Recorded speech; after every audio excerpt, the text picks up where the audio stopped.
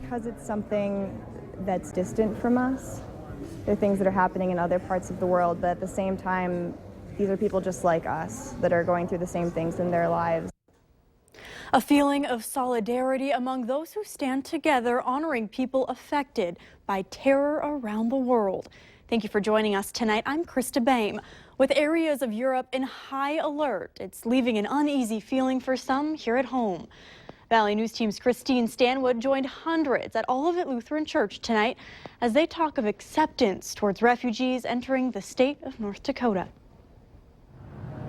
It's just sort of shocking, and it's hard to really wrap your brain around that something like that could have happened. It's a hard thing to understand why anyone would ever want to do some of the things that have been happening with the attacks in Paris and then in the Middle East. In a state of panic and anxiety from recent attacks, responding in unity is just one way some in Fargo are honoring those affected by the terror in our world. It's a real statewide effort to try to bring people together to just say both that to both remember and to think through the implications of terrorism in the last week or two, and then also to show solidarity for refugees around the world. Grand Forks, Bismarck, and here in Fargo held a candlelight vigil. It's a real statewide effort to try to bring people together to just say to both remember and to think through the implications of terrorism in the last week or two, and then also to show solidarity for refugees around the world. The candlelight opened an emotional dialogue on refugee resettlement in the state. It's unfortunate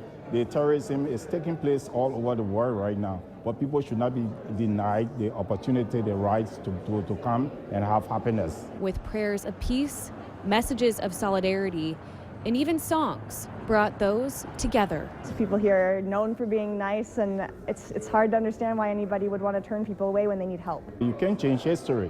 You can change the future, but history has been written. It is there, and the facts are there. In Fargo, Christine Stanwood, Valley News Live. Grand Forks and Bismarck also held a vigil tonight to honor those affected by terror in recent headlines.